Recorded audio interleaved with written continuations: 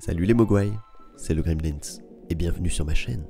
Aujourd'hui on va parler de la dernière actu Twitter concernant les youtubeurs. J'ai nommé YouTube à l'école. Vendredi 9 novembre 2018, sans prévenir un seul youtubeur, le ministère de la Culture met en ligne un document recensant plus de 350 chaînes YouTube culturelles et scientifiques francophones, qui selon elle sont potentiellement adaptées à un usage éducatif. Qu'est-ce que ça veut dire ? Qui est l'auteur de cette liste ? Peut-on encore la rejoindre ? Est-ce que Chrono Music aurait pu être respecté si la Belgique avait remporté la finale de la Coupe du Monde 2018 ? Toutes ces questions trouveront peut-être leur réponse dans ce nouvel épisode de La Batte Enquête.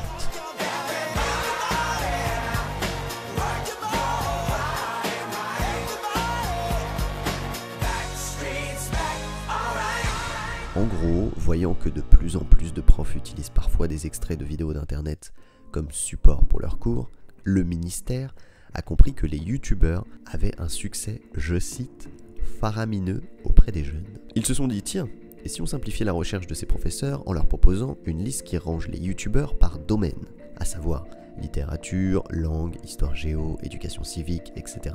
En soi, c'est une initiative valorisante pour les créateurs et un travail qui a dû demander un nombre d'heures incalculable puisque chaque chaîne possède une petite description qui lui est propre.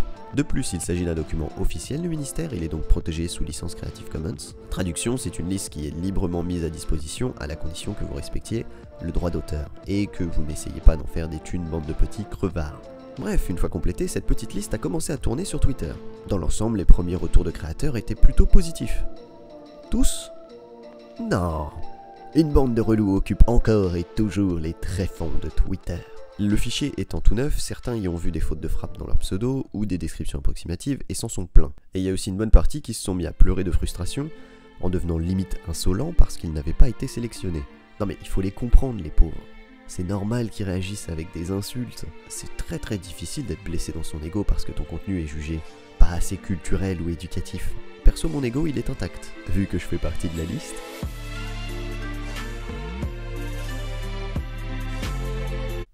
Ah bah non. Non mais sérieusement, il y a un moment faut être réaliste aussi. Je me doutais bien qu'on n'allait pas utiliser mes vidéos pour apprendre au CM2 qu'il y a des artistes contemporains qui se mettent des raviolis dans la chatte ou que Arte diffuse des cours sur l'anulingus et la Golden Shower. C'était la petite autopromo en secret, t'as vu ?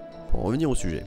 Déjà, j'envoie ma force à cette personne qui a eu la patience de répondre calmement à chaque schlag qui l'attaquait gratuitement, et ensuite je vais vous expliquer de qui il s'agit, parce que c'est important pour la suite de l'histoire. Comme nous l'explique le tweet de Tania Louis, cette liste a été faite par une vidéaste qui l'a proposée au ministère, et elle a prévu de la mettre à jour en fonction des retours qu'elle aura. Et la chaîne dont elle parle, eh ben, c'est elle comme linguiste. C'est une petite chaîne sans prétention, de 2700 abonnés, qui va t'apprendre les origines de différents mots, comme par exemple le dab, ou encore la sodomie.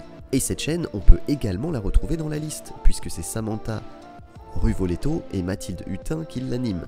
Attends une seconde, Mathilde Hutin, ça me rappelle quelque chose. Ah bah oui, en fait, c'est marqué au tout début, c'est la personne qui a créé la liste en fait. Alors du coup, il y a plusieurs questions que je me suis posées. Étant dans la position de décisionnaire et de créatrice, est-ce qu'il n'y a pas un souci d'objectivité dans son autopromo ? Est-ce qu'un youtubeur plus populaire n'aurait pas été plus legit pour constituer cette liste ? Et quels sont les critères de sélection pour l'intégrer ?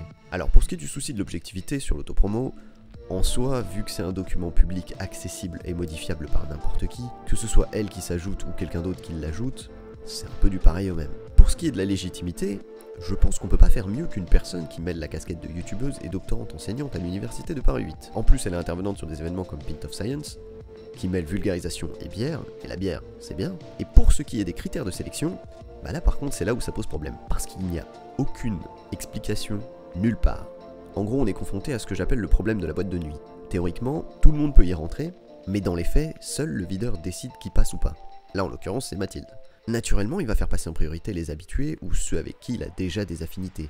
Et plus la boîte va se remplir, plus la sélection va devenir compliquée. L'autre souci, c'est que si le videur affiche les critères de sélection à l'entrée de la boîte, il prend le risque que certains déguisent leur contenu juste histoire de passer. Et je pense pas que l'État veuille certifier des chaînes de pranks ou Fortnite. Mais je pense qu'il aurait quand même fallu mettre les critères de sélection dans le document, parce que ça permet de définir quelles sont les limites. Est-ce qu'un contenu avec de la violence ou des gros mots, du sexe, des nus, reste un contenu qui peut avoir sa place sur la liste ? Et là où c'est encore plus délicat sans règles, c'est lorsque l'État sera confronté à des chaînes avec de forts engagements politiques. Comment décider quel contenu est adapté à l'éducation ou non ? Et enfin, pour les créateurs qui jonglent entre divertissement de pop culture et pédagogie, comment sera fait la sélection ?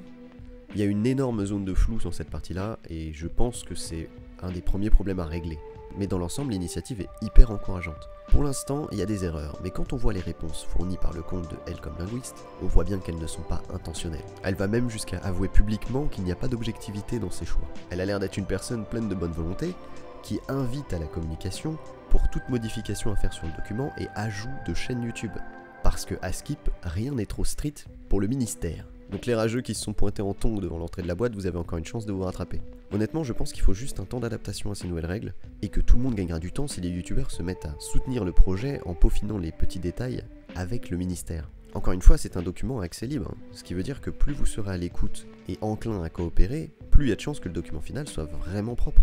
Maintenant, il y a un moment, il faut laisser une chance au projet de pouvoir se faire. Il vaut mieux être bienveillant vis-à-vis de ce genre d'action, parce que sinon, il y en aura de moins en moins dans le futur. Donc les youtubeurs intéressés, sortez-vous les doigts, filez un coup de main, soyez patients, et pour tous les rageux qui sont pas sur la liste, si vous pouviez transformer votre rage par du bonheur de voir les potes mis en avant, bah déjà ce sera peut-être un peu plus sain.